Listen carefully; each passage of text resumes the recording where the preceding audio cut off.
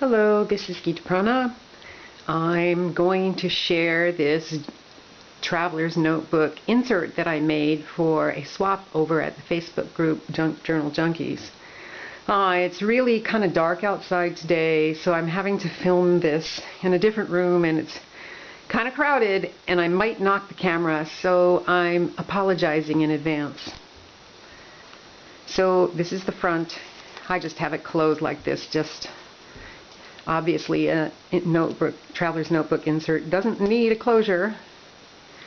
Here's the front. I've used so many papers from so many different places. A lot of it is from Tim Holtz's different paper collections. This actually pulls out like this, and I'll put it away.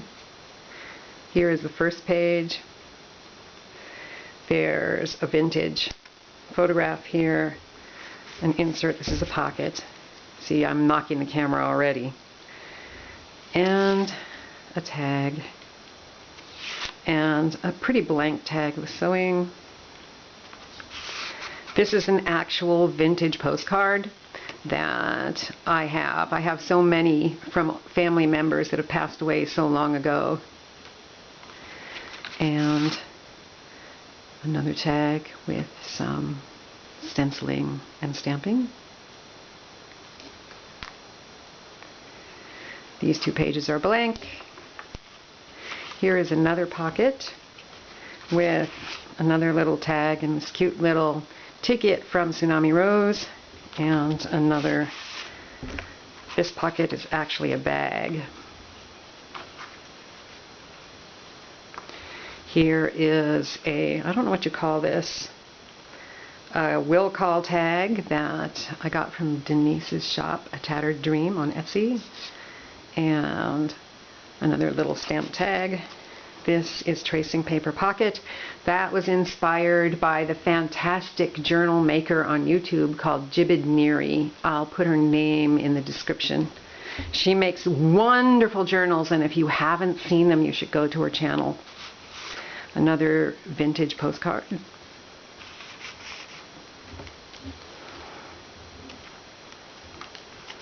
Blank. I'm leaving a lot of this blank because there has to be places to write, yes? And most journal makers who get these are also making their own journals, and so there should be space, I feel, for people to do their own thing. This is a vellum piece. It's a map. Here is belly band and a tag that I made, mixed media. On this tag and some of the other tags, there's 100-year-old newspaper pieces that I found one in our house, and it was so badly destroyed that you can't really keep it for any archival purpose. So I'm using it in my vintage journals. Another pocket with a little tag that I got in a rack. That thank you to the rack maker. I know who you are, and so generous. I'm so glad. And this is a copy of a vintage postcard that I picked up in a local antique shop, of which there are many, many in the area where I live.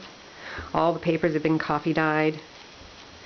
This is a glassing bag with this is like an altered playing card with a Kai Nielsen image on it. Kai Nielsen was an illustrator in the early 1900s, and I happen to love, love, love his drawings. This is a pocket made out of a map, and inside the pocket is a tag, again made with some of that 100-year-old newspaper.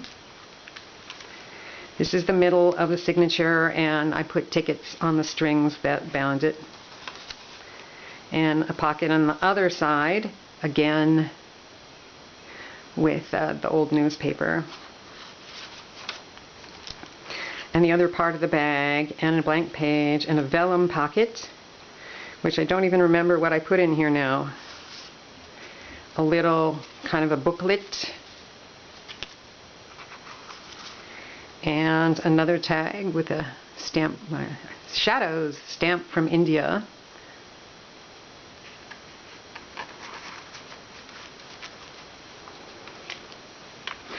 Another pocket, another little tag with a Tsunami Rose ticket, and another vintage postcard copy. The other side, the vellum map.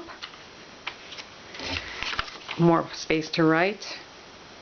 This is a pocket with a vintage photograph that belongs to us, and a label from the Tim Holtz ephemera. This is a poem part of the book, and a pocket which I haven't put anything in. Music paper. This is tracing paper which I have stamped and stenciled on.